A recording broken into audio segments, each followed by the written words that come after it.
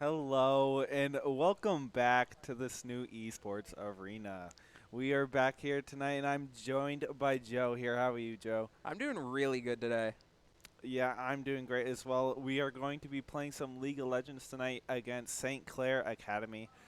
Currently in the bracket we are 5-1. We've taken one L and we're not gonna let that happen again tonight. They are Yeah. 4-1, so it's gonna be a tough battle here. But I think definitely our team is ready here, and we're so excited. We're gonna send it straight to draft here and see what these teams are really thinking going into this game.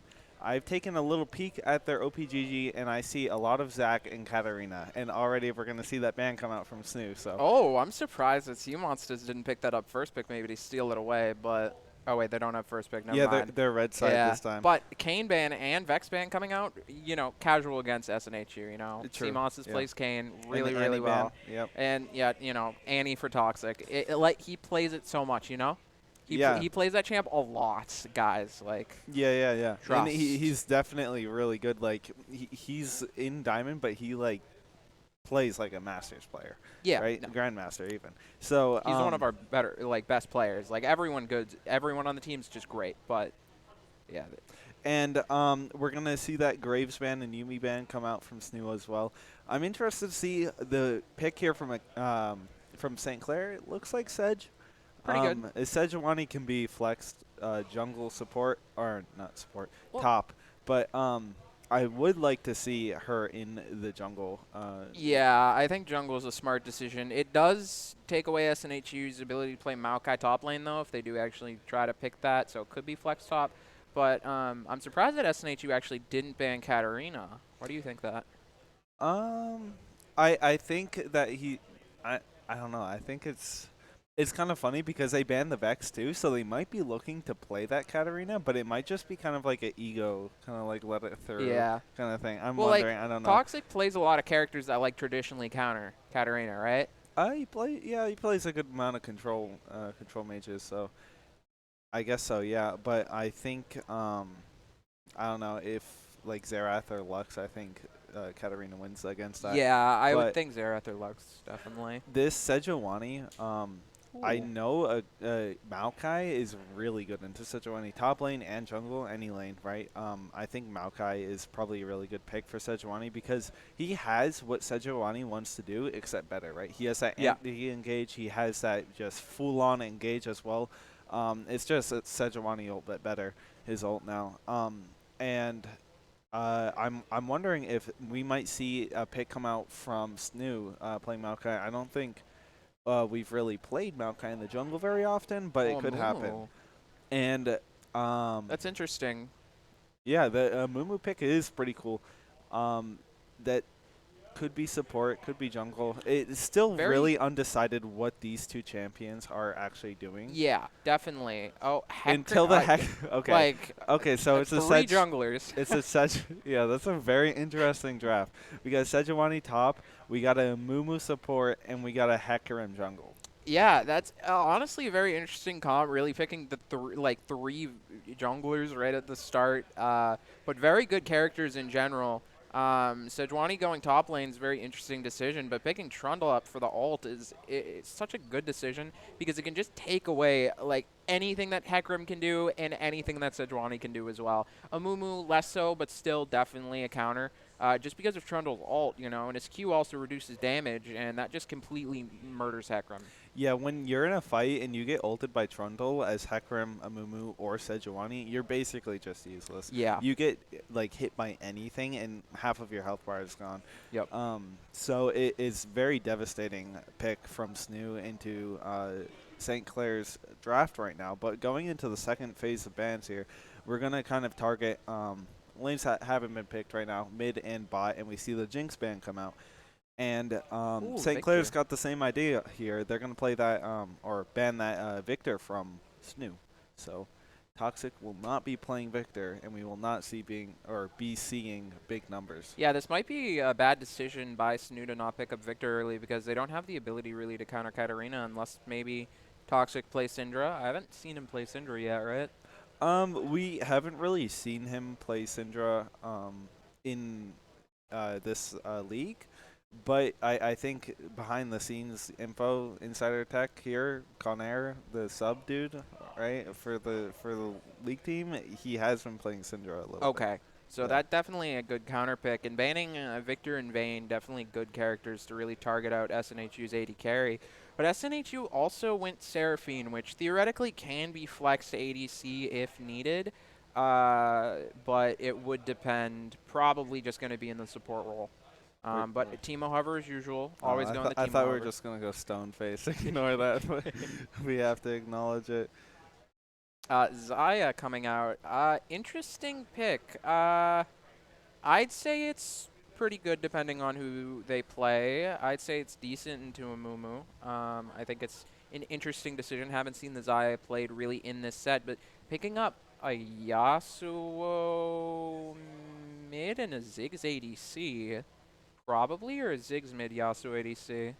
I feel like it's you. We're not gonna know until we get in the game with it, right? Yeah. So, but I really like the draft that we have from Snoo right now. We have kind of counter draft with the Trundle into the 3 tanks there, and they picked a little bit less tanky after that Trundle pick too as well. But ooh, aw, Aw. I Galio would want have the been such an Galleon. That would have interesting been cool. character in this comp. They would have the Wombo for sure because I think the Orange Seraphine is going to be devastating in team fights. Yeah. But also I definitely think if um, they're able, wait, hold on, I'm so confused. Is it Yasuo ADC? It could be Yasuo ADC or Ziggs ADC, I think. It might be Yasuo mid, and I think Syndra's good into that too. So. Yeah, definitely. I think really either way this goes, it will be pretty good for SNHU's mid lane. SNHU drafted a really interesting like anti-engage comp. You wouldn't traditionally expect it, but it's very hard to engage onto Trundle, especially when he has his ult, because he can just ult Sejuani or Hecarim and just do anything to them. And then you have Syndra, right, which can just push people away. And same with Zaya, really being able to get out with her ult. So I think it's definitely a good comp, especially into SCC Academy. But we won't know until we get in game. Yeah, sure. And we're going to throw to a quick break here while we wait to get into the game and the spectator delay. So we'll be right back. We'll be right back. Yep.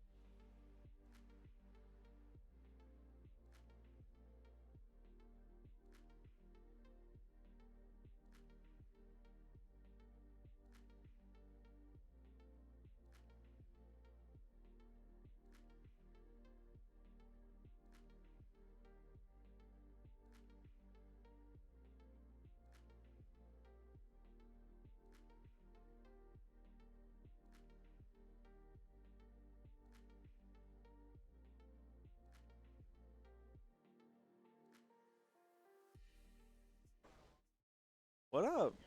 We're back. We are back. Um, we are going into games soon. Um, but what do you think about that draft? It's definitely a very interesting draft, I think. I am confused on who's ADC. I'm confused I who's think anywhere, if honestly. Ziggs is ADC, it's bad with a Mumu. If it's Sedge support, which it could be, Yasuo sounds pretty good with that, or Mumu. But then I just don't know. I It's don't know. confusing. Yeah. But we're throwing it into game pretty soon. Uh, Yeah, so we can throw the game right now, and we are just getting in here. Um, I definitely think that it's okay. It's a Ziggs and Mumu Ziggs bot and lane. Mumu, that sounds. It's weird, That's a bit weird. but the I was gonna say on the upside we got Yasuo in the mid lane, but I think Syndra wins that too. Yeah, I think Syndra wins that as well. It's gonna be hard. I think like the main goal for SCCA is to really just try to get Amumu to roam a lot, really move around the map. Ziggs can kind of just sit under tower and farm. He has a lot of ability to just get CS and really just solo lane, kind of like an AP Ezreal in a weird sense, where he has the ability to do that. So Amumu roaming around sounds like a pretty good option, but it's going to definitely be difficult. Sedge in the top lane, as expected, makes a lot of sense. Hecarim in the jungle, really the only place it can be. But one thing that I think we're going to have to watch out for is really just, jungle pathing on both teams and also supports. I feel like Amumu is such a playmaker in this game that we need to like watch out for him.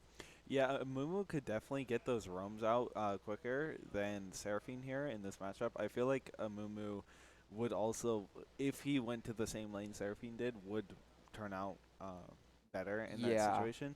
But I think in lane, it's kind of weird because you got a Mumu who really wants to engage, right? Or just, he doesn't really peel. I guess he could.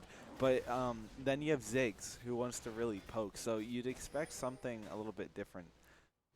Yeah, we were thinking like before the game started, we were talking and we were thinking maybe like Sedge support because and Yasuo ADC because Yasuo can proc Sedge's passive, but it doesn't seem like that was the case, and I think they opted for more of this type of play style. Probably the players are more comfortable in this type of match.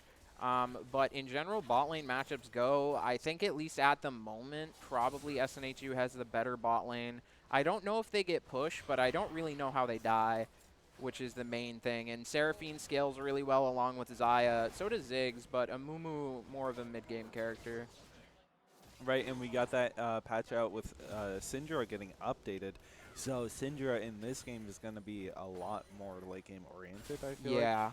Um, but on the other hand, we got Ornn and Sejuani. Ornn outscales Sejuani, but in the early game, I think Sejuani should be favored, especially in this situation where Sejuani has that Ignite. But Seamonsters is already looking bot. They do not have established vision yet, and this might be pretty deadly. They don't have a lot of movement here, just They are kind of pushed up in lane. anti-peel. We're going to see Oh. a Mumu Q back. Oh, he Qs forward, and that's a flash from Cuba. He has to get out of there along with the Mumu, but he gets pillared back in for the first blood. That was an insane use of Pillar. Holding it there was just so smart. Yeah, that pillar was actually so well played there. I mean, going into he plays a lot of Trundle too. Yeah. Seamus just plays a lot of Trundle, but he knows that they're gonna flash that anyways if you just throw it out there immediately. So wait for that flash, hold it, and then if you get that off afterwards, it's big. And Zaku gonna try to take a little bit of a trade here on the mid lane. Does not know Seamonsters is right around the corner here, lurking though. Toxic might look to set up for a QE here.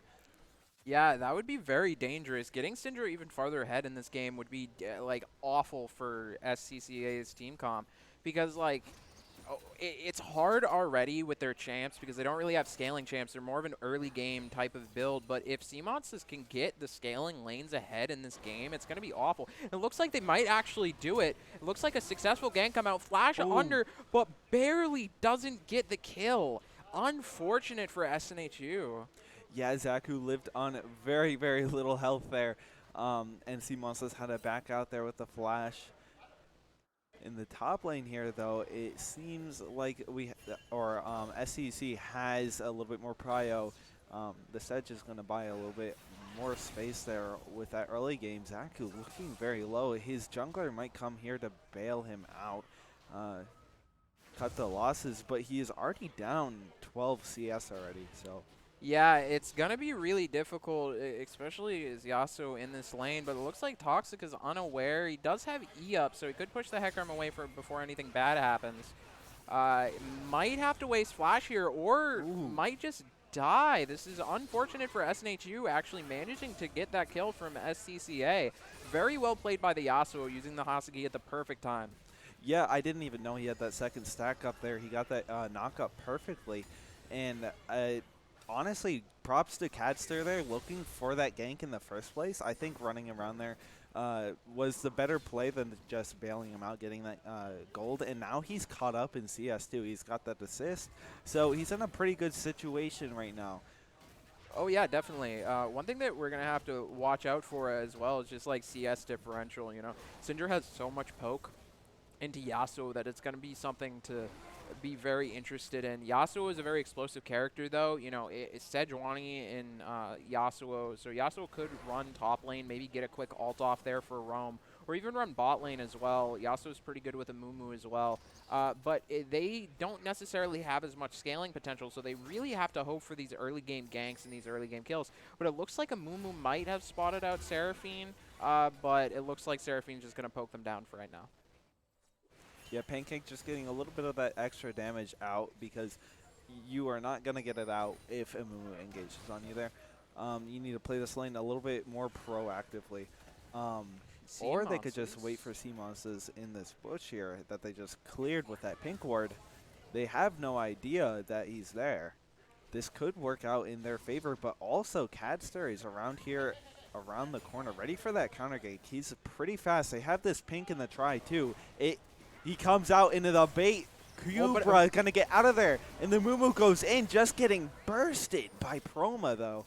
That is so unfortunate. Syndra almost catching Ziggs there. It's so unfortunate because there was really miscommunication. They pushed Trundle away from the team, but a Mumu went in, and it seemed like there was a bit of miscommunication. Yeah, I don't know if they knew CMOS was there, but it kind of seemed like a bait. Almost. Yeah, definitely. CMOS has played that extremely well, but it looks like they are going to spot out SNHU on the Dragon, but I don't really know what they can do about it. Jungler might be able to come down fast enough, but it's going to be definitely hard. It looks like SCCA is actually going to give up the Dragon and just go top lane, hoping to maybe get a farm advantage. Yeah, giving up that dragon there is probably a smart idea, but CMOS is coming very close there to getting the center of that Zigzal. I don't know if that would have killed there, but it definitely did not steal the dragon. And Cadstar is going to be able to walk up into CMOS's jungle here on the top side. I think that generally these two junglers is kind of like a standstill. Like, neither of them really, until one gets a lead. Well, I mean, you're not really going to want to invade Trundle in the first place anyways. Yeah. If he has that ultimate, you're pretty much dead if you're Hecarim. But he has the prio in the mid lane, and he also has the prio in the top lane. So he has that pressure to kind of, you know, wean in and out of this jungle here. Yeah, definitely. It's going to be really difficult later in the game, especially when team fights happen for... Oh, it might seem like Zaku just dies from the ult. That was unexpected. I wasn't prepared for that. Yeah, Zaku getting soloed there by Toxic is going to be pretty big for Toxic. He's going to get a little bit more of a lead here. And that pressure is just gone now. But here comes Umumu with the stun, and Cadster comes in with the knockup. They're going to use everything on him here to get Toxic avenge Zaku there. And here comes the bot lane from SNHU. Try to cut losses here. That is so unfortunate for SNHU. You know, Toxic just wasn't expecting Hecarim to really be there, along with a Mumu. Mumu flashing out of the bush in a really explosive play, as we just saw, catching Toxic off guard. It's, you know, it's kind of hard to do anything in that situation, but it looks like there's going to be a Rift Herald fight coming up soon. Yes, SNHU has their bot lane up here. They have so much pressure. They have to get off of this right now, or just give it to SNHU. But I think that SCC is getting a lot of maybe tower damage in exchange in the bot lane. they've got 2 plates, but it is a Zig, so he does push kind of fast. Um, but it's not that big of a deal because SNHU now has that Rift Herald, and that's a lot of pressure on the map as well. Yeah, definitely. You know, it seems like SNHU is also in the gold lead as well, so it's just going to put them even further ahead at the current moment. Rift Herald is such a good way to also draw attention away from other objectives that you want to get. You can really fight 2 areas at the same time. So hopefully we'll see SNHU get a little bit further ahead, but maybe SEC will be able to counter it. Yeah, I think that Toxic has enough of a lead to kind of establish lane priority here for a very long time in the mid lane. Until someone else comes around and, you know, sets off this domino effect, I think that he's going to be able to, you know, force a lot more to happen around the mid lane. I think he's going to be able to roam out of there and do things across the rest of the map. Yeah, definitely. I think one thing that we also have to watch out for is that Toxic just got Lost Chapter and a Blastic Wand, and that is terrifying on Singe, especially when it's counter matchup, but it looks like actually SNHU is going to get caught out. Pancake Man going to get caught out by the Hecarim. But the ult coming through, Seamons is actually coming down from a flank. This is going to look awful for SCC. They just weren't able to get on that engage quick enough. That was unfortunate. Yeah, I don't think they had enough follow through there to actually burst down Pancake. Cupra and Nimius were a little bit out of the way there for that huge sporadic engage. But the Rift Herald coming out from SNHU is going to get a couple plates off of this tower here. And there comes the Moo ult, and Proma's looking very low. The Ziggs Q is going to be able to get him there. That was just awful for SNHU. You know, that was very unfortunate for Proma, but really good for SCC. You know, as we mentioned before, Ziggs kind of has solo lane prio, and we really weren't expecting a solo kill to come out, especially with Seamons there, but it looks like they might actually be re-engaging in on the fight. Seamons is getting a bit low, but is able to actually catch a Moo out. This is looking a bit scary. Maybe Ziggs will be able to re-engage. Ooh, the Q. Hecarim's he's coming 1 down. health. Oh, does he get a Is double this a kill? double kill? Oh, Pancake's so low, and Seamons Oh, is as well. that's so- Caster's going to get the shutdown too. That is 4 kills on this Hecarim, and that is big. And Zaku tower diving Toxic in the meantime. Zaku did get a shutdown off of Toxic, I think, only 100 gold extra. But yeah, that was just a really weird sort of fight happening out bot lane, ending up in Hecarim getting 4 kills. Oh, but Proma is actually trying to engage on the Ziggs, burns a flash, but manages to get out all of the auto attacks needed to just burst the Ziggs. Yeah, that was a big commitment there from Proma, and he's going to get exactly what he wanted there. He is going to kill Cubra with using his flash and Gale Force. So very well calculated, honestly, and going to be able to walk away with that gold and reset after. And I think he's finishing Greaves about now, but he also has to pay attention to this dragon here.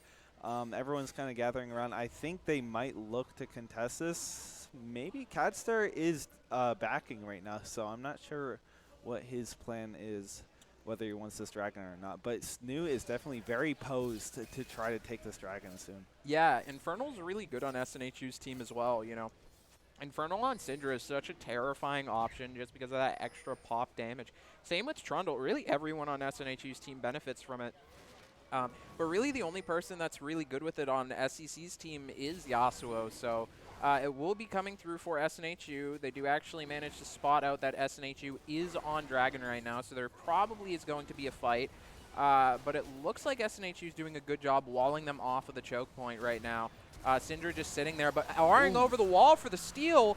That was insane by SCC. It looks like they might actually be able to burst down one of SCC's players right now, the Amumu. Yeah, the Amumu was there to kind of just cause trouble, disruption, and he flashed and ulted there. But there is a teleport in the mid lane here. I think Schwartz is just out of nowhere going to ult Zaku, and they are going to have so much CC to just lock him down there forever and take him out. That was a very good play by Toxic, holding the Syndra E, really waiting for Yasuo to juke to see where he was going to go, to stun against that wall perfectly for the Ornn knockup. But you will see SEC maybe take a play, wasn't able to, sadly for them. One thing that I'd like to point out in this game, something very scary for SNHU is that Hecarim. Yeah, that Hecarim is definitely very scary. He is 4-1 right now, and he is doing that gold efficient build with the chain punk, or is that what's called? Punk Chainsword. Chem punk chainsword, right? Um, and they got that dragon too, which was pretty impressive, and minimized the losses there. They did not get the Hecarim. They only got that Amumu, who was really deep in the fight there. So I think they've really done a good job of trying to stay very close here, because this match is very close. Look at the gold advantage right now. It's only like 0.4K right now. Yeah, you know, gold advantage in this game is something to look out for, because really if SCC can get ahead or really just get a good Yasuo ult in general, it's going to be good. But it looks like they're actually going to be engaging on the Ziggs. Hecarim's also in a really bad position, so if they realize that Hecarim's in that bush, which it seems like they're not going to, that would have been dangerous. But catching out the Ziggs there was such a good play. I feel like this Amumu is always bailing out Kazstar here. He has had to die for him 2 times now. But he did manage to get the Raptors there. Sadly, they're going to lose a lot of pressure, and they might be able to get Rift Herald here. Hubert just getting so much stun, just bursted out of nowhere. That lurking ward there, they're going to be able to get that pick. And now Mikazuki is looking in a very tough spot right now. Is going to be able to get him. That Seraphine ult went so far. Just bouncing off SNHU's players. Seraphine ult just extending like halfway across an entire lane. That was insane. Really, SNHU having great vision placement. One thing that you want to look out for in any league game is just vision. You know, SNHU knew that they were there to just catch him out with that Seraphine E into Syndra just popping Ziggs. That was terrifying. Yeah, and now we're going to see SNHU kind of take the lead here in gold. They now have a 2K gold advantage just like that.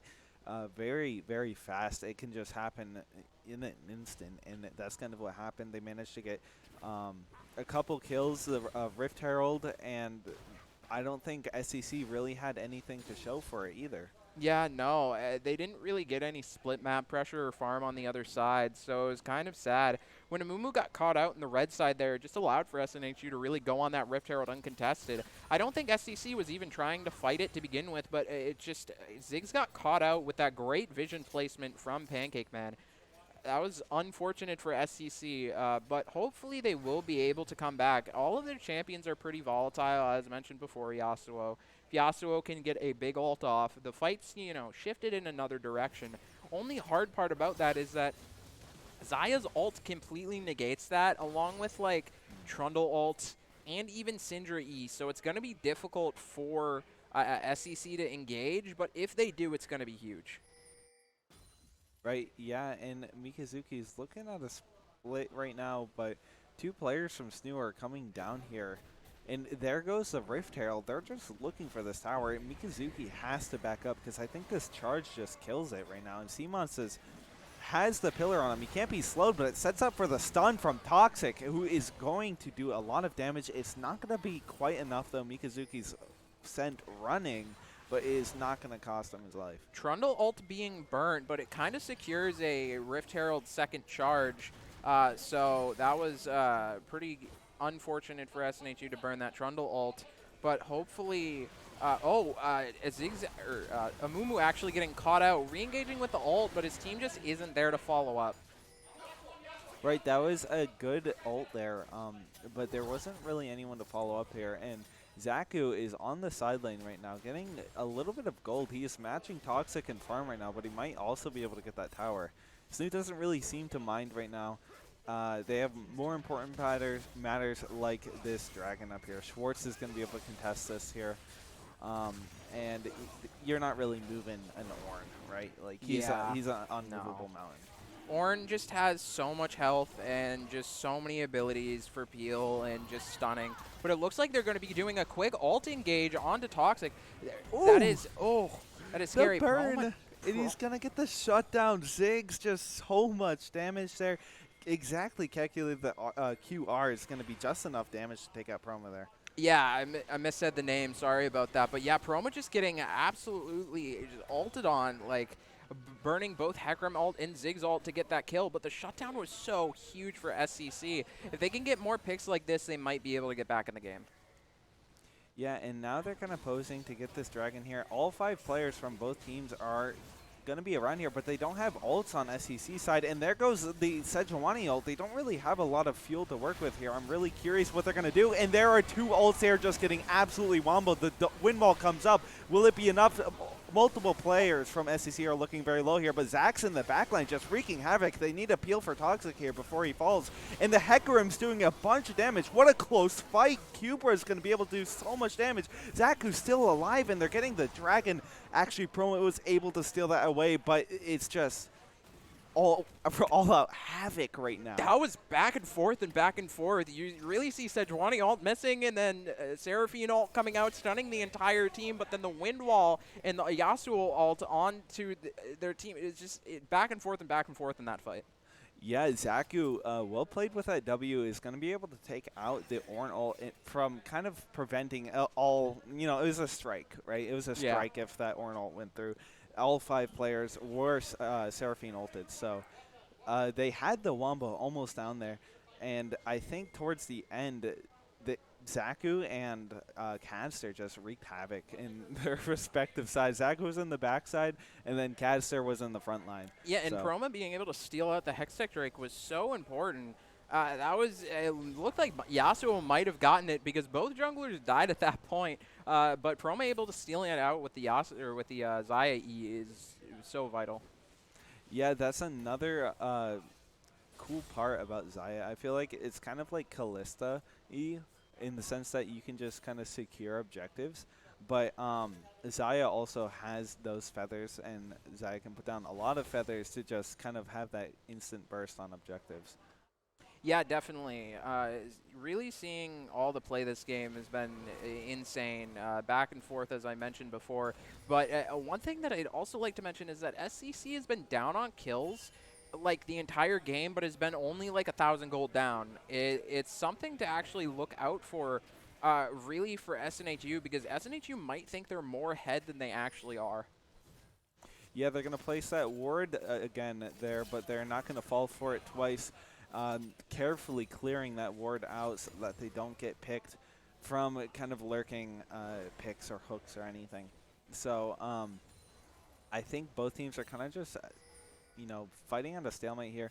They don't have, or they do have teleport for both of the people in the side lanes here, except for Zaku. Oh no, Zaku has teleport up right now, but the objective they're really looking for right now is Baron.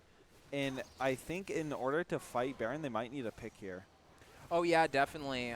Really seeing a fight starting to break out right now, but Pancake Man getting engaged on by the Hecarim. Seraphine ult coming out with the Xayah E, actually being able to chunk SCC's team, but Amumu goes in. It just seems like SNHU is going to stomp them with how much damage Xayah does. That was crazy.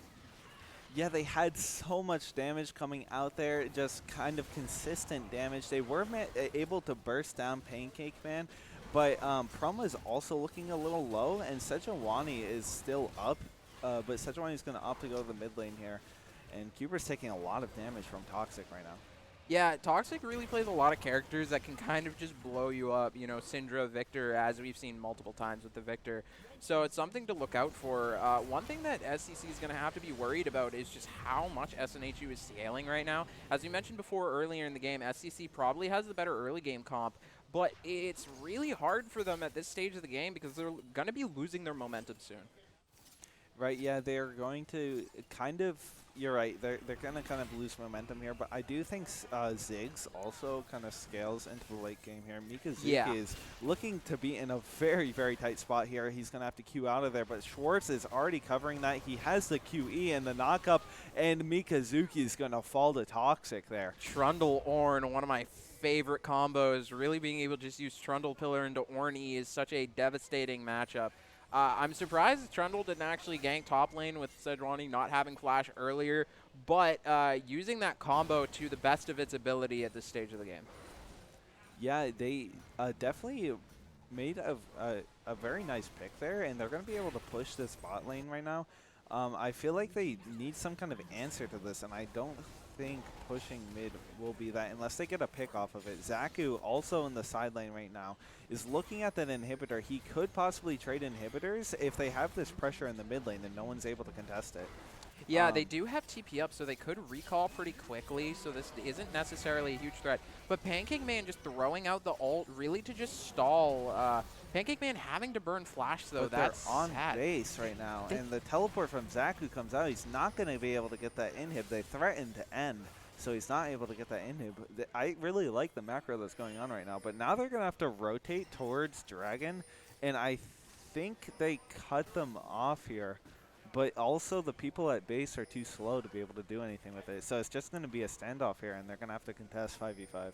Yeah, definitely. This is going to be a scary situation for SCC, especially having to engage onto SNHU comp, especially with Syndra E and Seraphine E and Seraphine ult, and all the really anti-engage abilities that SNHU has.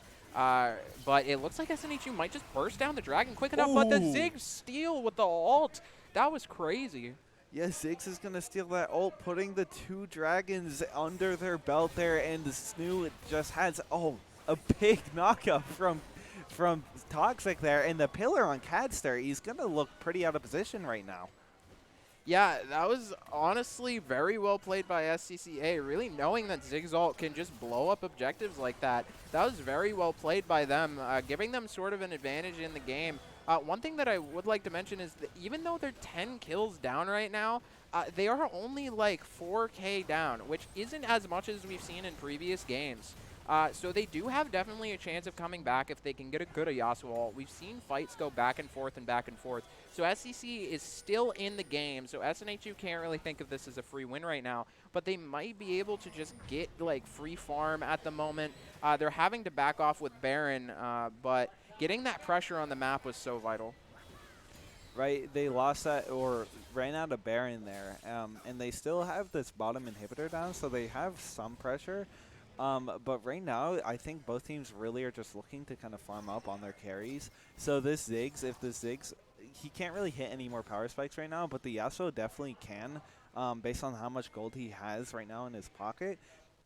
He can buy maybe, I think he might be looking at a Phantom Dancer next, but Toxic's going to be able to steal this. What a steal there. That's just kind of dirty. He stole that Scuttle Crab there from Mikazuki with his W. Just going to be able to get that for himself. And now both teams have pretty equal pressure in lanes. I'm surprised how pushed up this super minion lane is here. Zaku's done a lot of work there. Someone's going to have to kind of equalize that, push it back so they have the pressure back. But also in the meantime, on the top lane, they have this wave pushing, and they also have 3 or 4 people post around it. So I think they're kind of looking for a pick here if someone decides to actually contest this wave. Yeah, definitely. It's, you know, it's kind of weird because no objectives are up right now, so SNHU really doesn't have a game plan except for really to just try to siege down towers without Baron. It looks like SCC is going to rotate up to try to stop this top tower push. In ultimate coming out, it looks like Toxic might actually be caught out of position right now. Oh my god, Toxic just bursted Zaku before he could do any damage, but he might fall to Cadster right now. The ultimate might go out on him, and he might be turned into a wet noodle. But there are 3 people still up on SCC, and they have Proma and a bunch of tanks and Pancake Man, so I think they can still work with this. Yeah, definitely. That was crazy. Toxic just absolutely nuked Zaku there. That's like Victor level damage. That is crazy. Yeah, that's the new Syndra update where she executes below 15% health on her ultimate. That's like Pike ult. Yeah, it's very dangerous. And she also has those 2 Q stacks, so she can just easily stack up 6 Qs for the max damage R. Yeah, that is absolutely crazy. Syndra is such a good pick in the game right now, especially with the rework. Really sort of coming back into the limelight after a couple, like, I would even say like 2 seasons of not really being in the meta. Yeah, she's been kind of in and out of the meta. But right now there's 4 people as SNHU. They're kind of looking pretty up right now, but meanwhile, I mean, FCC can't really do anything except for defend right now. They're going to have to somehow try to contest this Baron, but we've seen Cubris steal dragons before. It could be possible with this Baron, but we've seen Ziggs steal dragons, and we've seen Cubris steal dragons, so they definitely have objective stealing potential, and being down in this game, a Baron buff might actually be able to just change the tide.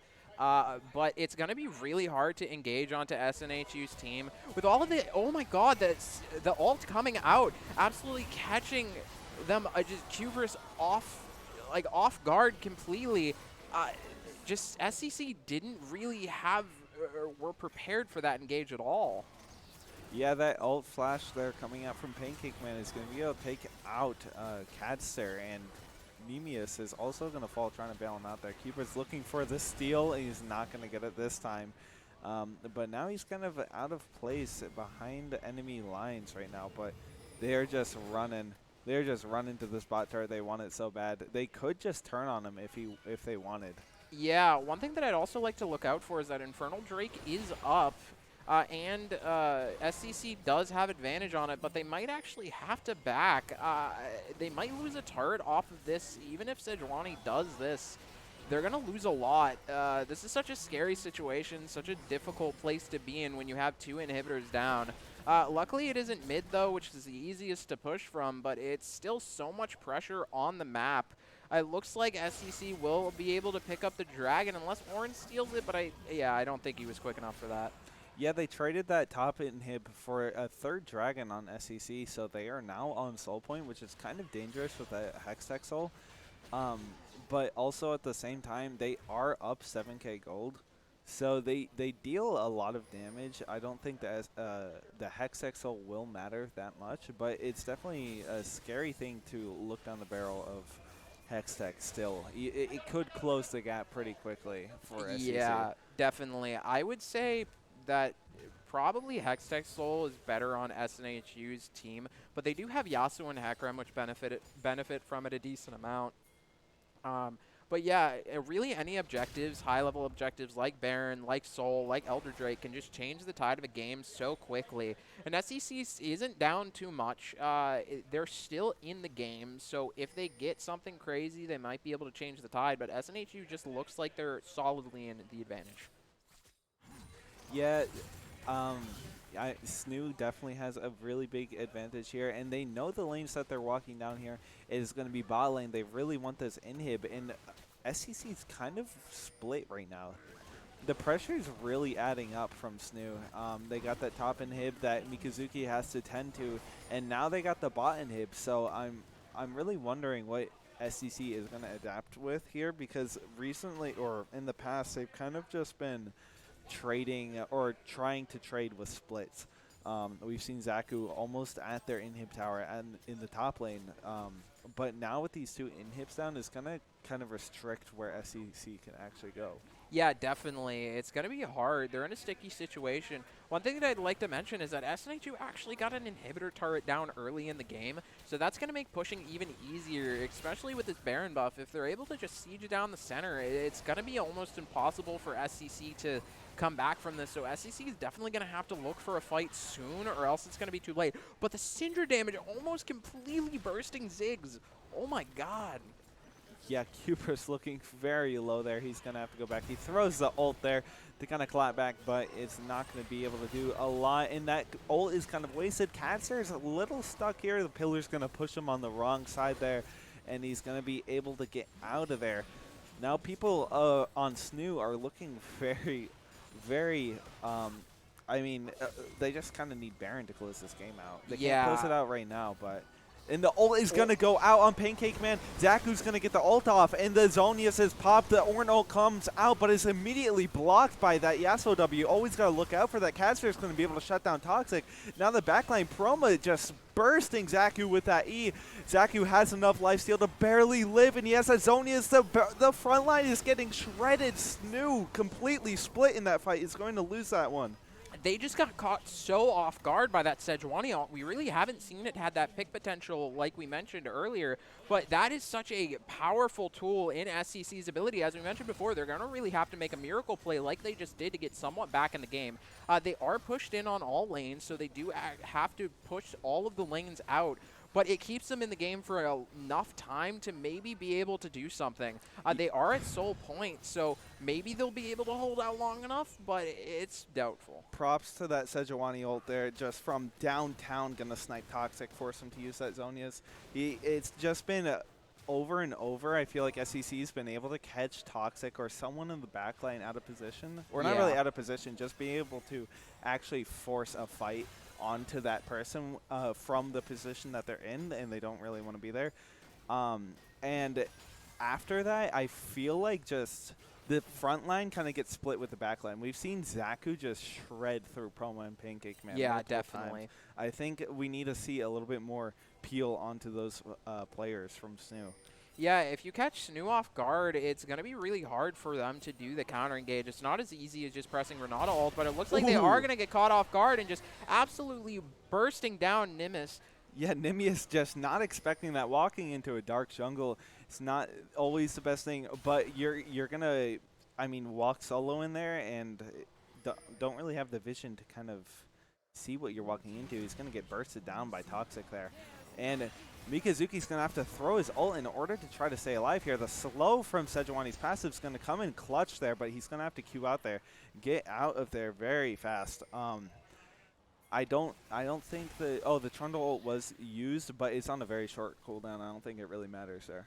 Yeah, I don't think it matters too much, but really SEC's saving grace right now is probably going to be taken by SNHU. Really, they were just hoping to hold out long enough so that they could get Soul, but it looks like SNHU is going to deny them that. It is going to be so hard for them to come back, especially due to just how much pressure is with all three lanes. They don't have double super minions anymore because top inhibitor just respawned, but they will be able to go on Baron, which just respawned. So this is going to be such a hard fight for SEC, but it looks like they're going to be trying to engage onto SNHU, a TP coming out right now. Yeah, there's the TP. It's going to be a 5v5 here, but I think Promo is well equipped to kind of survive this fight here. Kazer's going to have to run out of there. Ziggs ult dealing a big amount of damage. Pancakes Man is going to be able to mitigate a lot of that damage. But Promo, this fight has the Bloodthirster. Oh. He has the Zonias, and Nimius is just going to get caught out again there. It is going to be a big pick pushing into their base here with Baron buff. It is going to be a very rough ride here for SEC to be able to pull back. Yeah, I don't think they're going to be able to do it. They have Nimius down right now, and they have one inhibitor turret down. Zaku's going to live and get that ult off onto Toxic, just dashing in and out, force him to pop that Zonia's Caster's wreaking havoc in the backline. Promo's 1 health. Toxic does manage to win that fight, and Cuber's the last man standing here on SEC. And he does not have the artillery to back up that defense. SNHU is going to take the win there. That was crazy at the end. I didn't expect Toxic to actually win that, but Syndra Execute just coming in clutch. Yeah, that was definitely a very close fight. I did not expect that there towards the end. And SNHU just really pulled through with that that ending there. I feel like that pick really did numbers on how they actually were able to fight that. But we are going to throw to a quick break here before we get into second game. SNHU took the first game there, so we will be right back.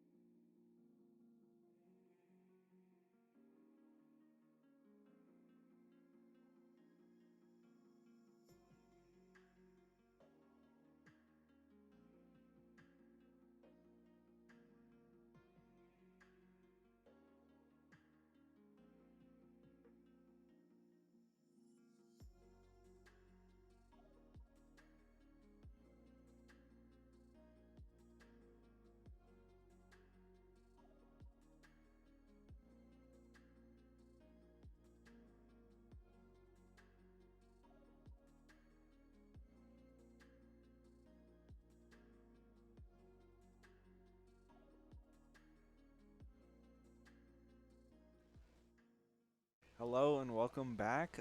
We are going to get into game here shortly, but first we are going to announce the MVP of that game. We have the MVP card here, and it is Pancake Man here with 22 assists here, 95 vision score. Just absolutely insane kill participation too, 70% almost. So Yeah, he did so well in the game. In a couple of really interesting, like, Baron moments, you just saw him place wards over the wall and just catch out one of SEC's teammates, especially Heckram on that last Baron. That was such a vital steal for SNHU to be able to catch out the jungler on an objective. That was yeah, crazy. for sure. I feel like that definitely secured that Baron too, and I feel like it's kind of his signature too. He used to play like a lot of hook champions, so he definitely has down those wards where you don't really expect them. It kind of like out of bush wards or just in lane and just kind of hook over the wall. He has that down. So very well played that match from Pancake Man, and I think that MVP is deserved. But we're going, or I think we're ready I for think we're ready. draft. Um, but other than that, I think in that game we definitely, I think we need to talk about how there's going to be two subs out for SEC. Yeah, it They're seems like subbing out the top laner and the support. Yeah. It seems like that's an interesting decision. They might want to give some of their players game time. I think everyone played really well in that last game. It was really close too. STC, even though at one point in the game, I think around like 15, maybe 17 minutes, they were down like 7 kills, but still even on gold, which is something to be look at as something really good for SCC because they didn't have increased towers. It was just all CS, I think. Mostly, maybe a couple shutdowns, but yeah, being able to stay in the game when down kills is a very important thing. So them subbing out might work better for them now, but they weren't doing too bad. Yeah, they were not, and I think that was a close game despite or whether they're subbed out or not. But definitely, I think it's like relatively the same rank that they're subbing out for. So the top laner is gonna be around the same rank. I think it's like plat 3, and the Okay. sports like silver 1. Okay.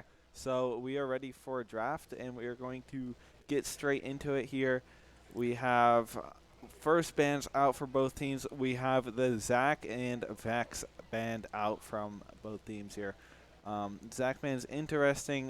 The jungler plays, I think, 400 games of Zach or something this season. Yeah, And the Aatrox, also the new top laner subbed in, plays a lot of Aatrox. So. yeah, it's definitely interesting. It's very good steals. I was expecting SNHU when they got blue side to maybe first pick Zach, but I think that might have been a bad decision, especially with the champs that SCC plays. I could also see them. Oh, they went for a Graves ban. I was actually expecting a Mumu ban because their support supposedly plays some Mumu.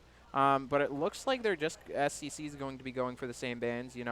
Vex and Annie really banning out Toxic. Yeah, and we got two jungler bans coming out from SNHU here. I think that's also a smart decision. Their second most played jungler is Hecarim, and or not Hecarim, Graves. And the Aatrox ban is also just a really safe, good ban here. And also we have the Ornn pick coming out from SNHU, just generally a good pick. Yeah, Overall, it's good first pick. He's just he's you just know Ornn. Ornn, broken top laner. He's a big goat guy. He's there, yeah. You can't really kill him. Even if he loses lane, he still wins lane because he has ornaments. Yeah. He can just completely increase items and damage. It's very hard to do anything versus Ornn. It's very hard to solo kill him even in those counter matchups. So very good first pick out from SNHU, but it looks like SCC might be picking Jinx first. That's a bit surprising. Usually a flex type of character is picked first, but ADC coming out is interesting. Looks like they wanted to pick that up because I think SNHU banned Jinx last game. Yeah, and now they have that Jinx. I think their ADC is the same player here, so interesting to see how they're going to use this Jinx and what kind of bot lane they're looking at. I'm wondering if they're just going to straight up pick the support here or they're going to pick top laner. And there is a GP pick from SEC.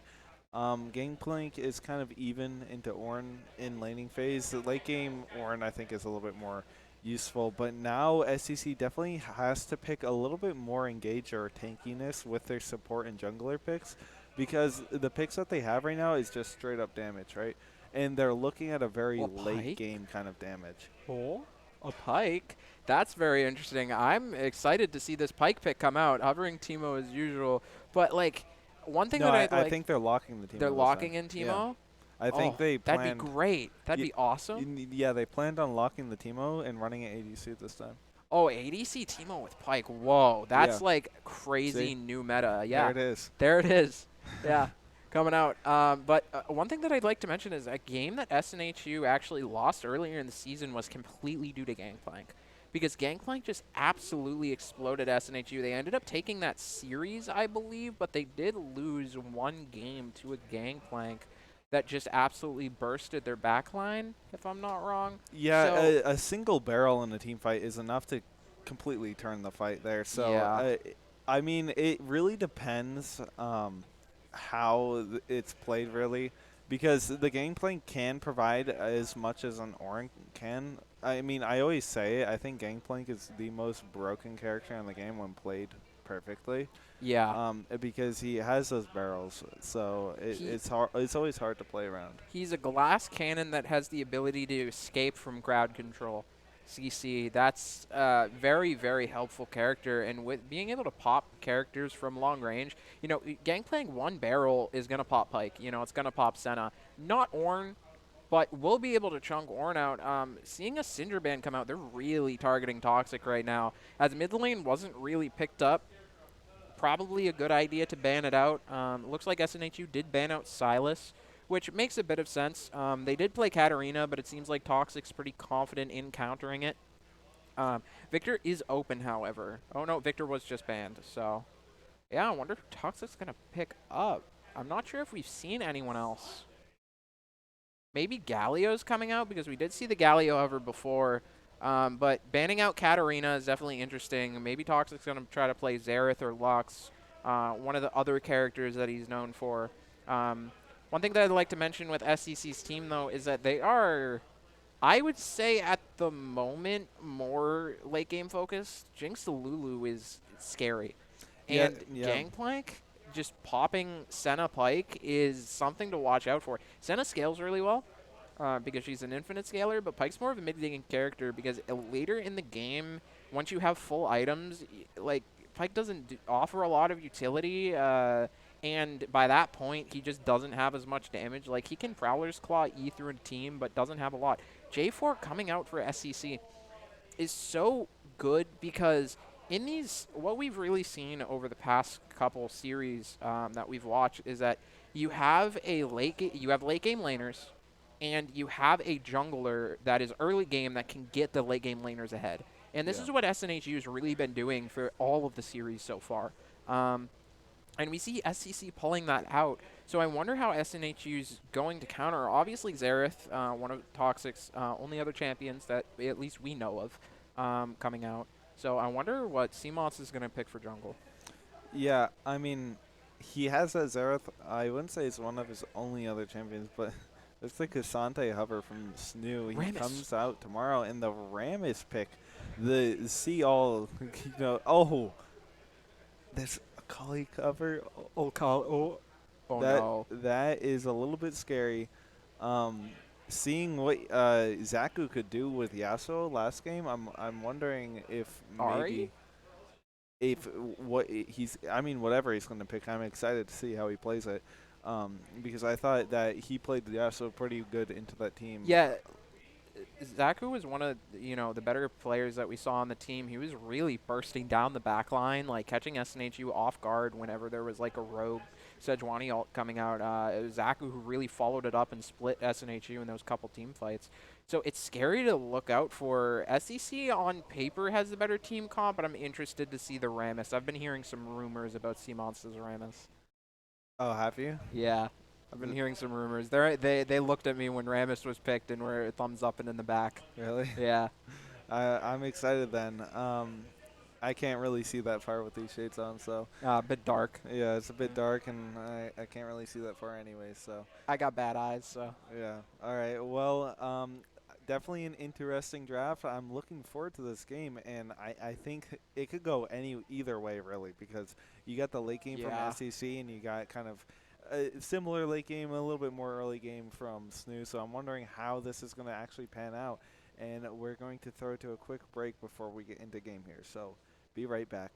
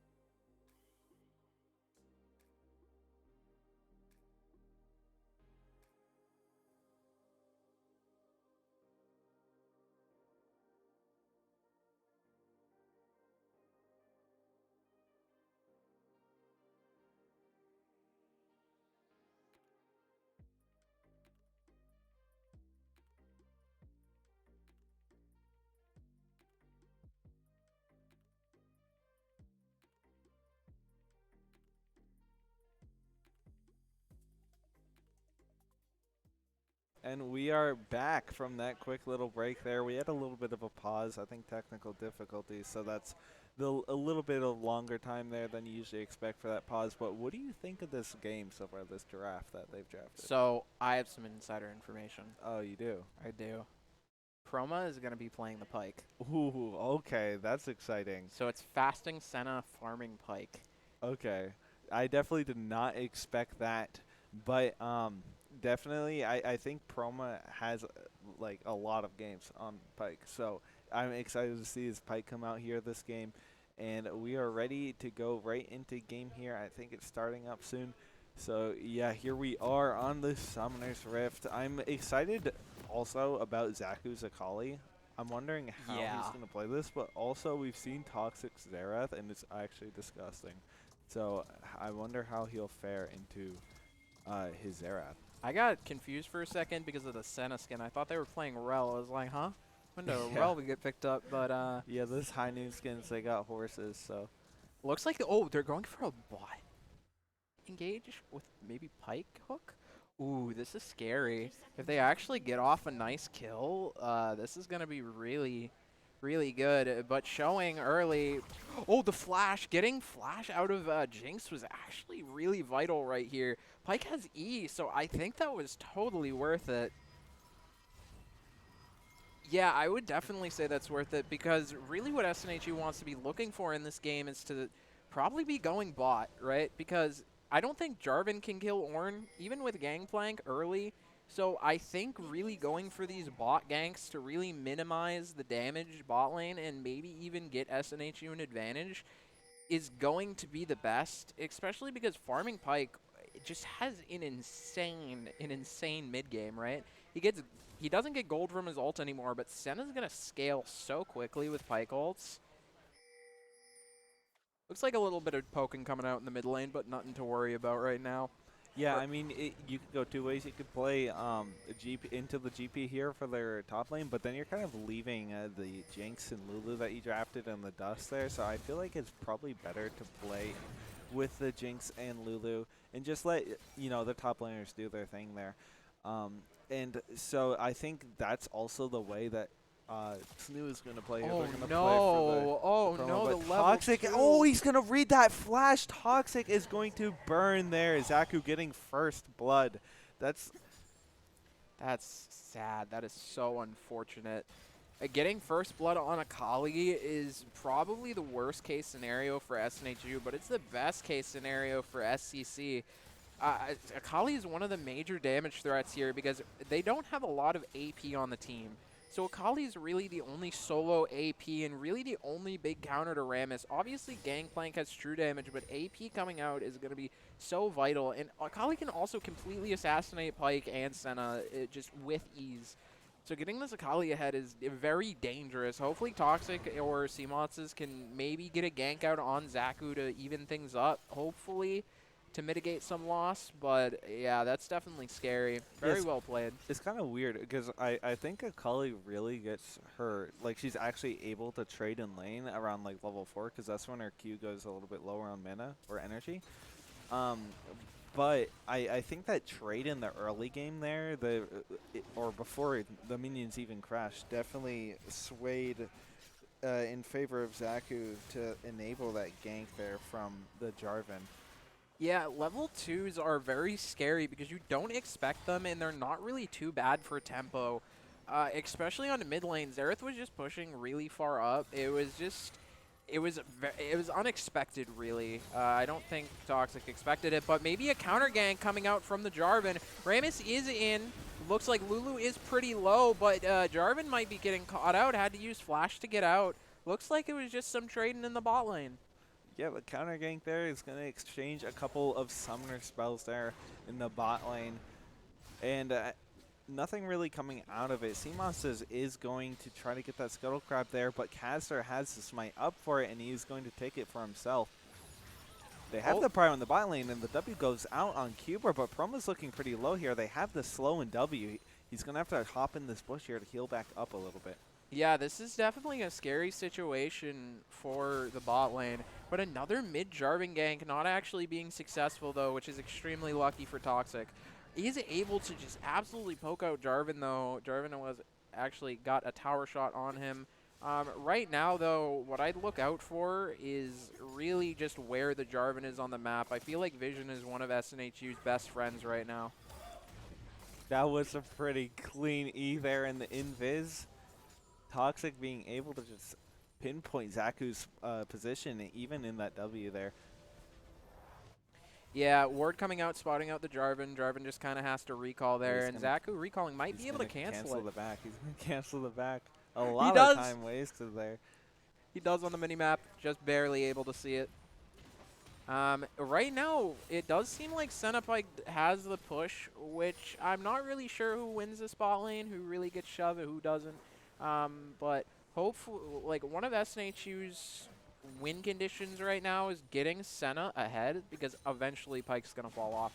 Pike is going to be so useful for so long, like, in the mid game, but he just can't do everything, especially if this game goes late. One thing that I fear is that SNHU might be ahead like the entire game, and then a rogue GP barrel comes out and just changes it, but it looks like a gank might be coming out on Toxic right now. Oh, the Q coming out there before the EM. Oh, he's going to get that, but it might cost him his life there. Sea-Monsters, actually Toxic's going to take that. Sea-Monsters not even involved That there. was very good by Sea-Monsters, holding that restraint, really not taunting them. Oh, Pike coming in, doesn't manage to get the stun, flash used, but the root comes out, really just keeping Jinx's flash on permanent cooldown. Yeah, Cubra has not really had a chance to save their flash there.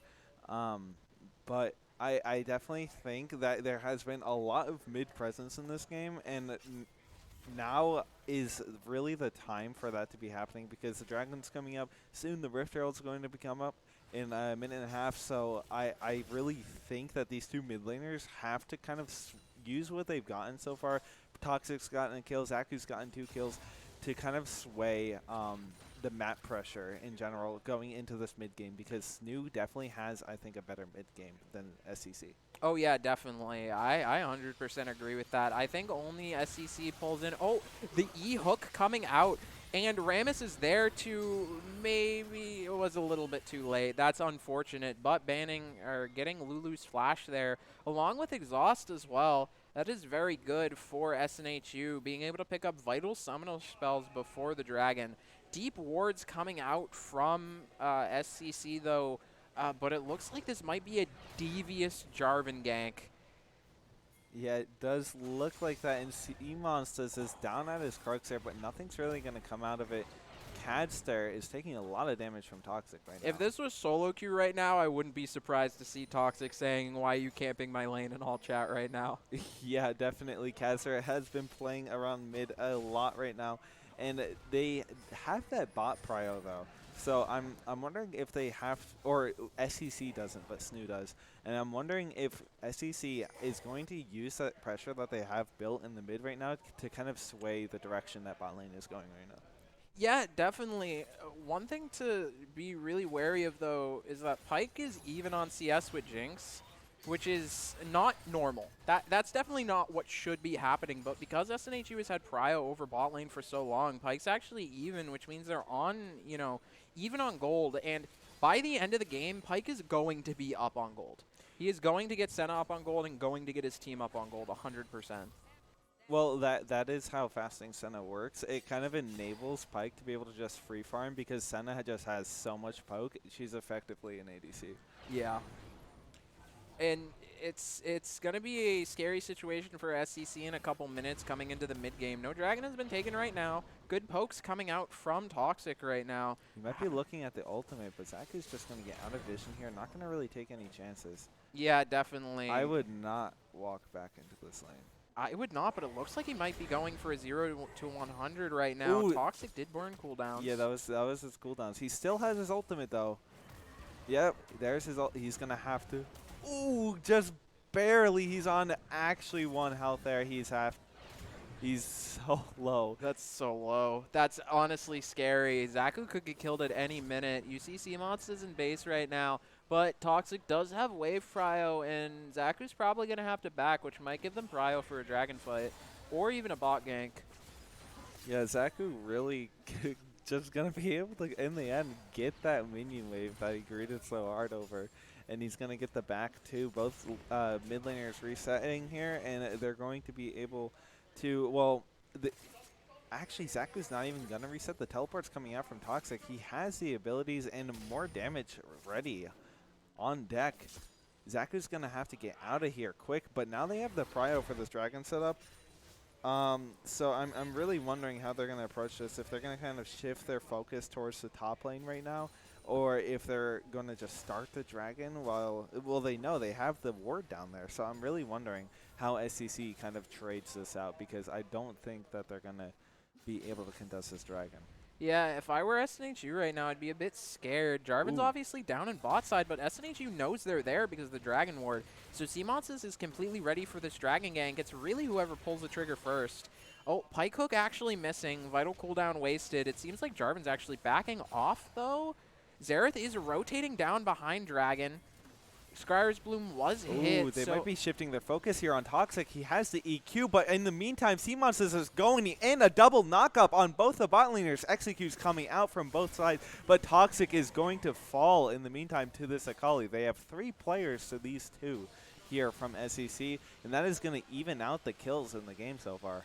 yeah, it's also going to be really scary, especially on the Pike. Pike is going to be able to scale so quickly in this game, and just also the Dragon coming out, a Mountain Drake on SNHU's team is insane. It's really good on SCC's team as well, but getting that tankiness on Rammus and even on the squishy characters is so vital for SNHU's team. Zaku does manage to get a big push. That last fight was pretty chaotic. Ooh, this is a pretty slow dragon. I'm wondering if they're going to actually try to contest it here, but Sneeze just going to dip out of there as fast as they can because they know they cannot take another fight after the bot lane's reset. So, definitely in general, I think it's pretty even. SNHU has the gold lead right now, but I think that might be a problem because it's not a lot, right? Yeah. It's not a lot, and now Pike has that shutdown available. So he has that 150 gold that could just be in an instant in Akali's pocket, and that would be devastating. One scary part about Pike is that towards the end of the game, after he gets like 20 Rs, he's kind of just a walking shutdown ball where he keeps getting shutdowns on himself because of how many kills he's getting and how much farm he's getting. So you have to play super safe as Pike in this game because he's always going to have a shutdown.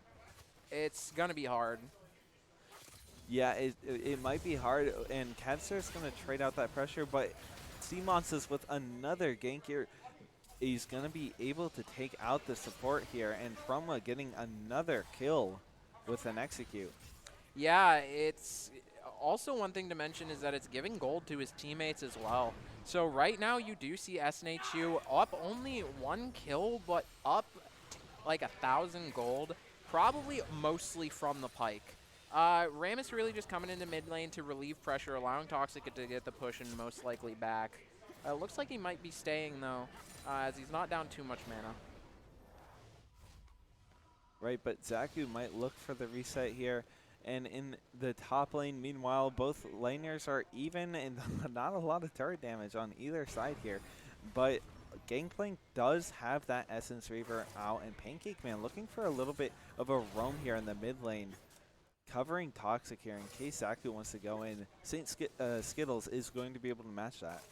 Yeah, it was honestly, I was maybe expecting Pancake Man to throw out a root there because he wasn't actually in vision of the SCC, Zachary. So it was interesting. I think Pancake Man thought he was spotted out there. Oh, Akali is in such a good position right now. This is really scary. The E missing going a little the bit E. wide. But so does the E from Toxic, and the turret shot is just going to completely dissuade root. Zaku. But he is clapping back. He's just going to go in anyways. The ult coming out from Senna, and Toxic just sniping the retreat there from Zaku. Not going to be able to let them get away. Saint Skittles looking very low, and the E comes out from Seamonsis, securing a double kill for Toxic in the mid lane.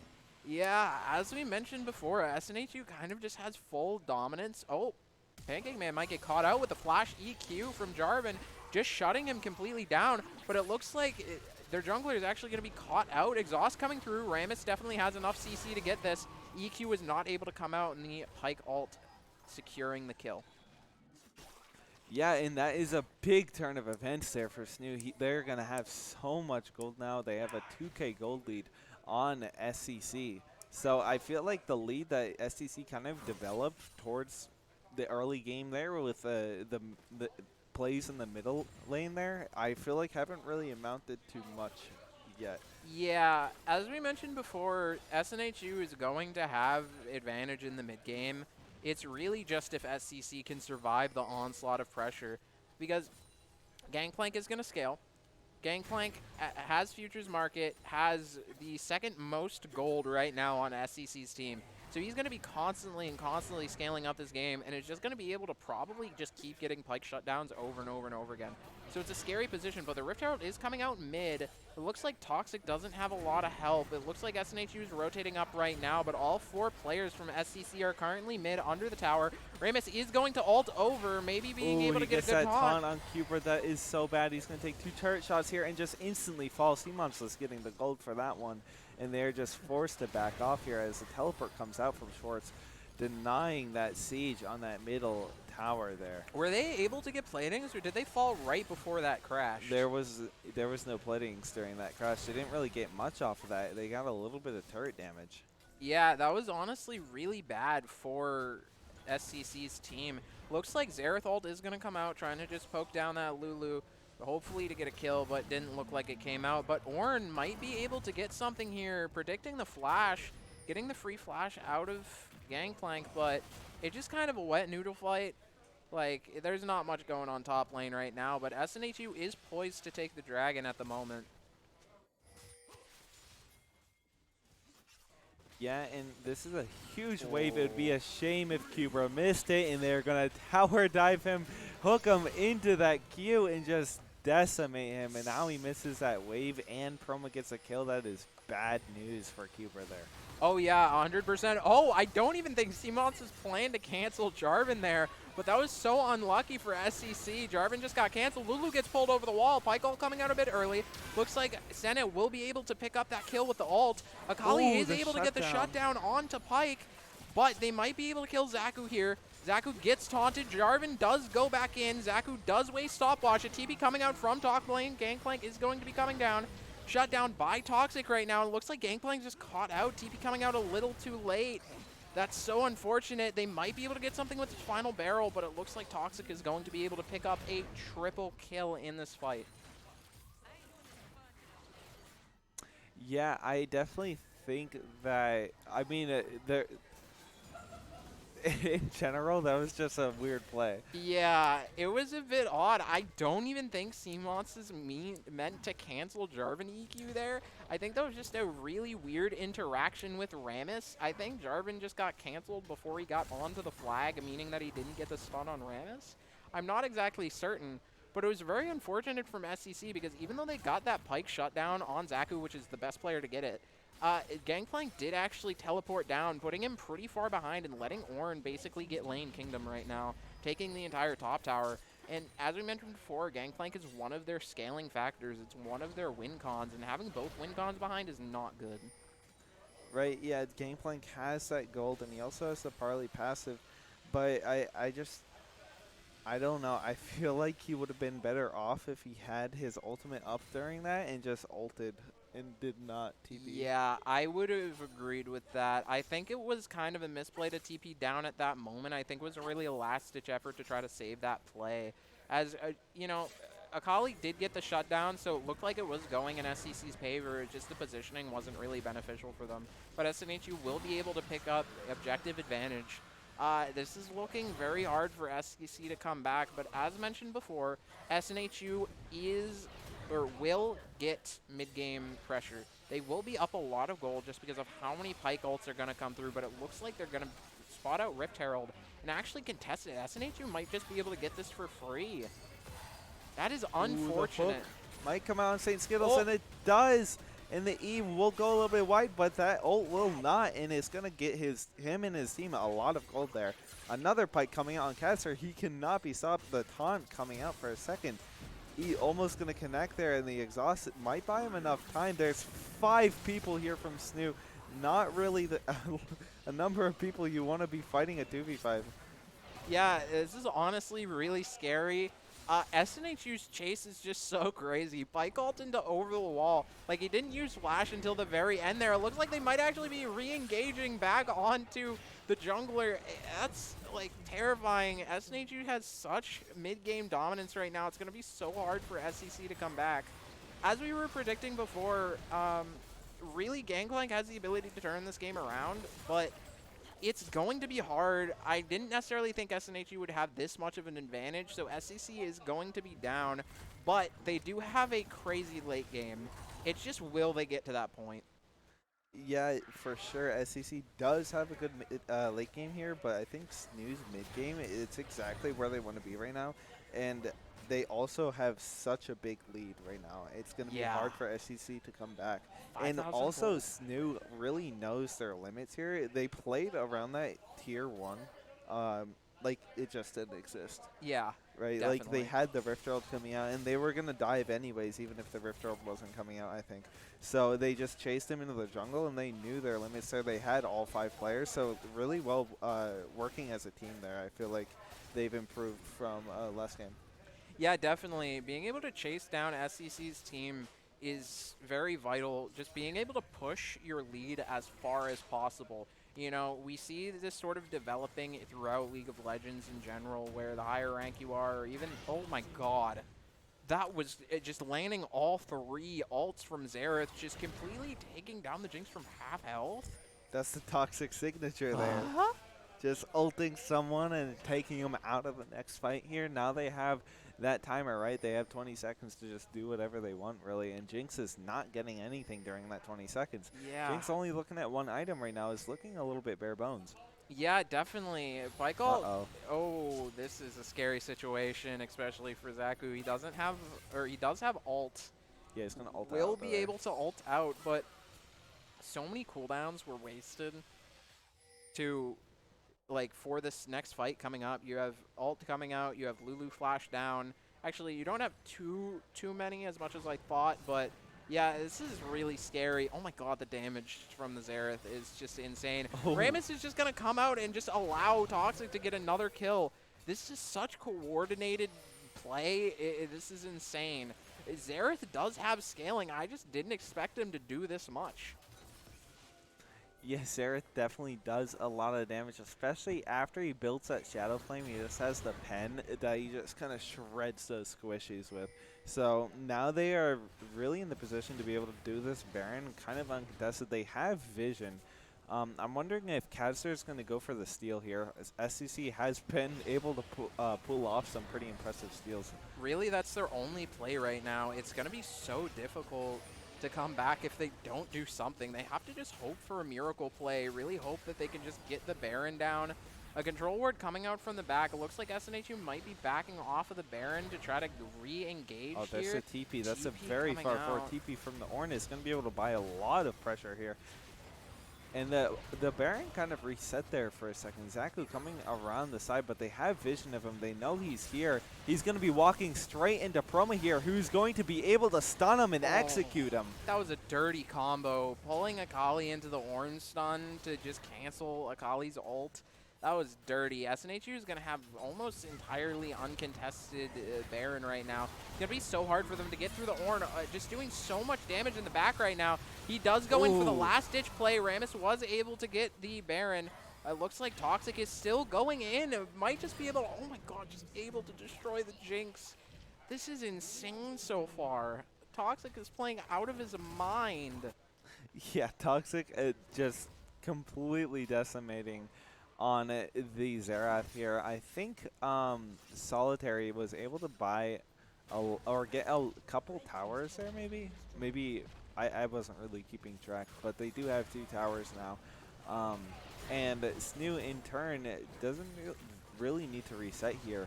They got the Baron buff, and they're just going to push it into the inhib here. Zaku's going in on Pancake Man. Uses his W there. He's going to take the pressure of Sea Monsters there and allow Solitary's skill just kind of blow up casually Pancake Man there. Yeah. I mean, that's what GP does, but that's really what we're looking out for. It's going to be really scary because you have such burst onto Toxic and onto Pancake Man and onto Proma. Ooh, Sea Oh, Monsters with a big engage here from the ultimate. He's getting kind of shredded, though. Jinx is going to be able to shut him down, flashing that ultimate. There's no more ultimate there, but Toxic's able to just decimate Zaku there, and he's looking for more. Does not have vision, but does he need it? He just hits these skill shots from nowhere. Double kill onto Cubra is going to be able to take him out. Now Solitary Skill is next. He's looking at him. Schwartz going to set up a double knockup for Proma here and just go in by himself. He's going to be able to be just unstoppable. Or Proma going to maybe finish off this kill for Toxic that he's been working so hard. But no, Solitary Skill with the clap hack. Toxic going to be there as the Avenger for Proma. that was honestly really chaotic. SNHU overextended a lot, but is able to get the dragon. I'm just scared that Gangplank got a 600 gold kill on Pike. That's going to be really scary because Gangplank already exploded the Senna. So this is going to be scary. If they can hold out for a little bit longer, I could see a fight turning in the wrong direction on Baron, and it's going to be scary. Right now, though, it looks like SNHU is in the lead. It's just really we're hoping to see maybe SCC pull something ahead, hoping that maybe a rogue Gangplank barrel is going to get a Baron at the moment, but it looks like it might not happen. SNHU is solidly in the lead. They do have Soul Point. And they have Baron buff right now. They're going to be able to probably siege down this bot tier 1. Seamots is coming around on the jungle at the moment. Yeah, for sure. And in the arena, Nate has awoken. He's finally awake. And there's Toxic. Another kill on Cubra.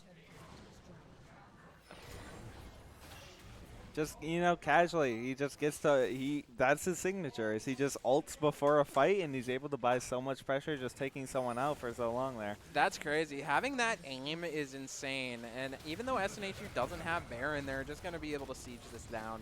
Yeah, the Gangplank ultimate is going to take out the minions there, but it's not going to stop them from getting that turret. They got a lot of bodies down there.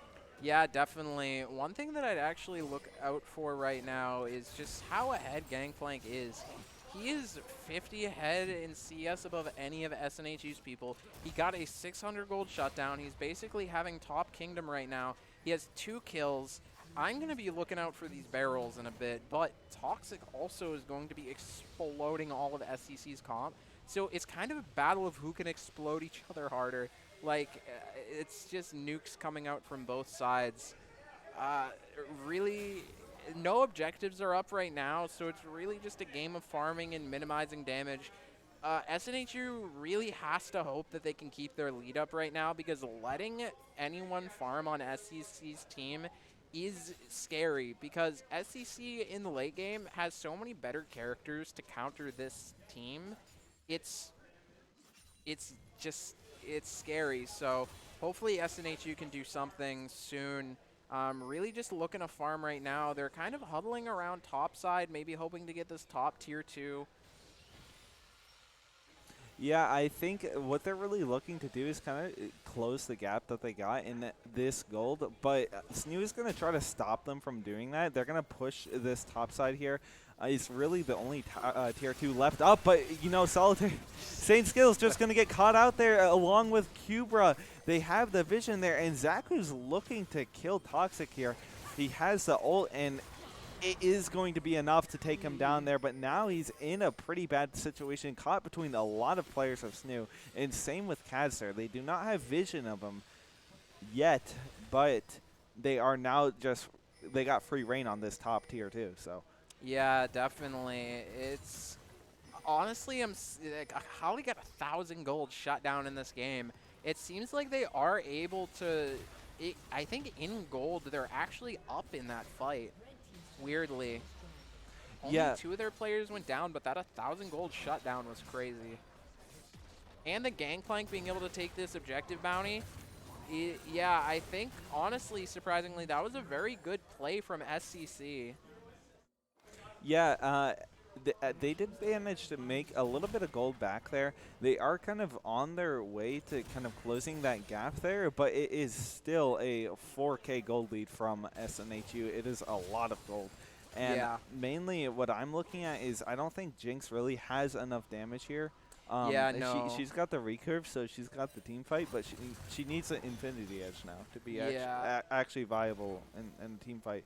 But they're going to have to team fight now for this 5v5. They're going to contest the Baron. Players from FCC or SCC are looking a little bit slow to this objective. Yeah, really, they just gotta hope that Gangplank can pop Toxic. Hopefully they can catch Toxic out of position. You know, Zaku's been really good at that in the past. Gangplank ult No, he coming has ult. the vision. He's looking for the ultimate. There it is. He's going to be able to hit 2 people there. Saint Skittles is looking low. It's not going to be able to kill him there. The 5th one goes wide. The Ornn ultimate looking for Saint Skittles there, but I think he gets rid of it. Zaku in the backline with a flank TP just bursting down Promo, but it's not going to be enough. He is low, but he's slowly healing up, and now it's just a front-to-back fight, and sadly, or I think it's over from here. I think SCC is just going to be able to just crumble here, and SNHU is going to take the win. They don't even have to take Baron. That was honestly really well played by SNHU. The Ornn ult not coming out scared me a little bit. I thought SNHU was in a bit of trouble, especially if Zaku was able to burst down Toxic, but he wasn't able to, sadly, especially with Rammus being able to peel. Yeah, SNHU is going to take this game pretty solidly. As we mentioned before, SNHU has the good mid-game, and really it was just if SEC could come back and they weren't able to. This was a very fun match. Yeah, I feel like SNHU definitely played it well, and they're going to take that inhibitor or Nexus there, and that is the end of this set there. SNHU takes the set 2-0 there. And what a match that game was. Yeah, that was crazy. It was really just a survival game at the end. Yeah, it was. Yeah, hoping that SCC can scale, but we're actually going to be getting into player of the game. Yeah, we have the player of the game here. Player of the game there was Toxic with 15 kills, 4 deaths, and 10 assists. 30k champ damage. What a number there. Oh my champ god, damage. that's insane. He was able to do so much in this game, really just capitalizing off of every crowd control ability from everyone. Using the ult, hitting every single shot. Like, I haven't seen a Xerath do that in any of my games, ever.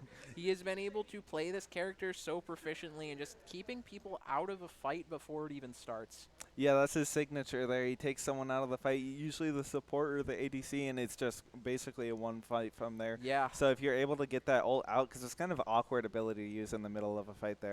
So definitely well played there from Proma and SNHU in general.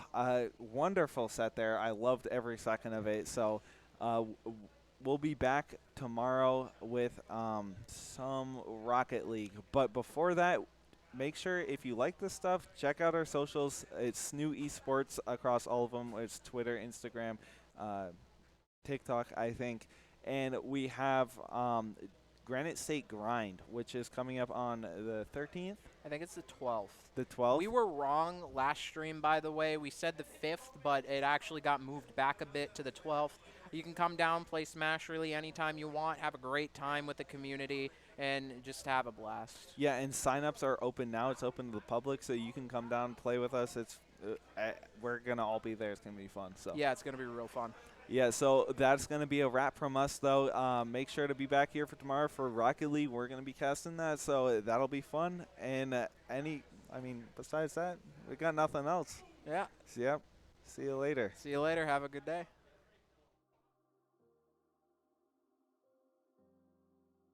Q back. Oh, he Q's forward, and that's a flash from Cuba. He has to get out of there along with the Mumu, but he gets pillared back in for the... Happens. Might have to waste flash here, or might just die. This is unfortunate for SNHU, actually. Pink in the try, too. He comes out into the bait. Cubra going to get out of there, and the Mumu goes in, just getting burnt. It's going to be really difficult later in the game, especially when team fights happen for... Oh, it might seem like Zaku just dies from the ult. Fisher's just gone now, but here comes Umumu with the stun, and Katzer comes in with the knockup. They're going to use just give it to SNHU, but I think that SCC is getting a lot of maybe tower damage in exchange. By the Hackram. But the ult coming through, CMONS is actually coming down from a flank. This is going to look awful for SCC. They just come out, especially with CMONS there, but it looks like they might actually be re-engaging in on the fight. CMONS is getting a bit low, but is able to... Oh, does he get a Is double this a kill? double kill? Oh, Pancake's so low, and C-Monsters is as well. Sakram getting 4 kills. Oh, but Proma is actually trying to engage on the Ziggs, burns a flash, but manages. SNHU is doing a good job walling them off of the choke point right now. Syndra just sitting there, but R'ing over the wall for the steal. That was a DC. It looks like they might actually be able to burst down one of SCC's players right now, the Amumu. In the mid lane here, I think Schwartz is just out of nowhere going to ult Zaku, and they are going to have so much CC to just lock him down. Ult in general, it's going to be good, but it looks like they're actually going to be engaging on the Ziggs. Hecarim's also in a really bad position. So sadly, they're going to lose a lot of pressure, and they might be able to get Rift Herald here. Hubert just getting so much stun, just burst, and now Mikazuki is looking in a very tough spot right now. Is gonna be able. Amumu actually getting caught out, re-engaging with the ult, but his team just isn't there to follow up. Fuel to work with here. I'm really curious what they're gonna do, and there are 2 ults there just getting absolutely womboed. The windwall comes up. They're gonna do, and there are 2 ults there just getting absolutely womboed. The windwall comes up. Will it be enough?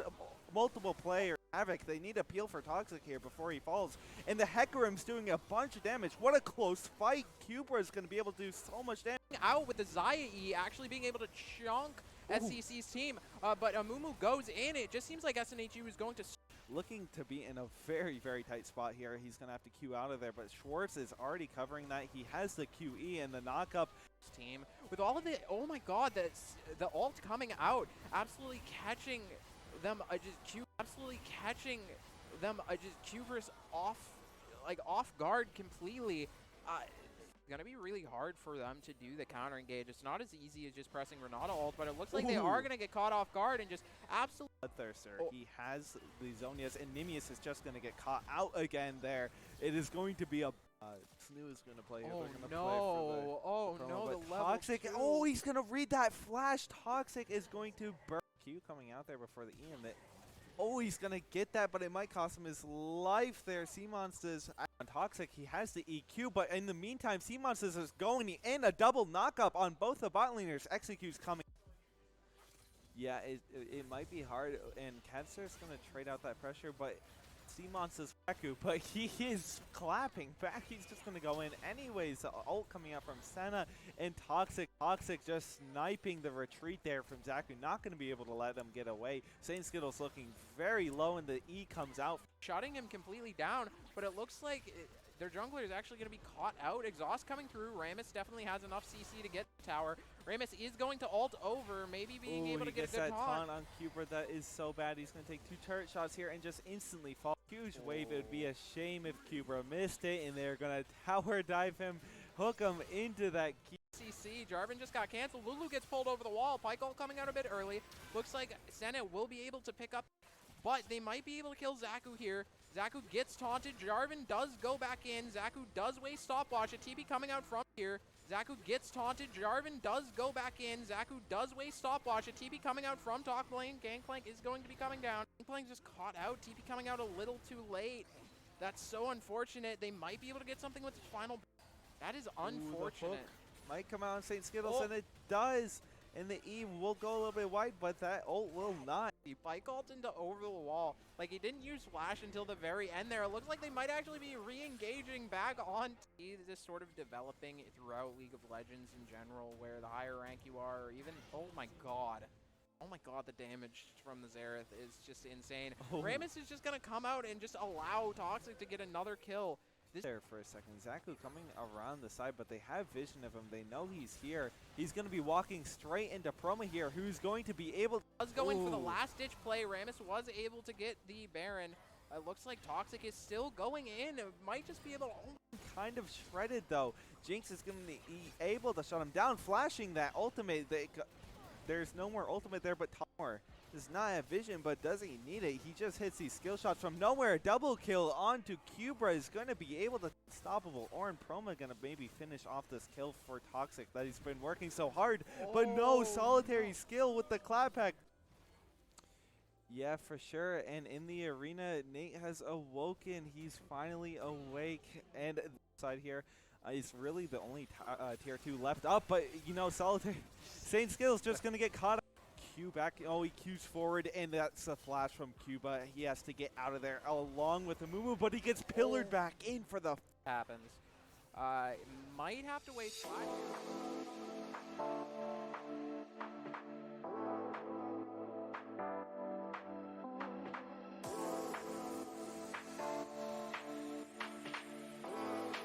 In this match, Steven still holding on to the lead. He's been 135 for so long.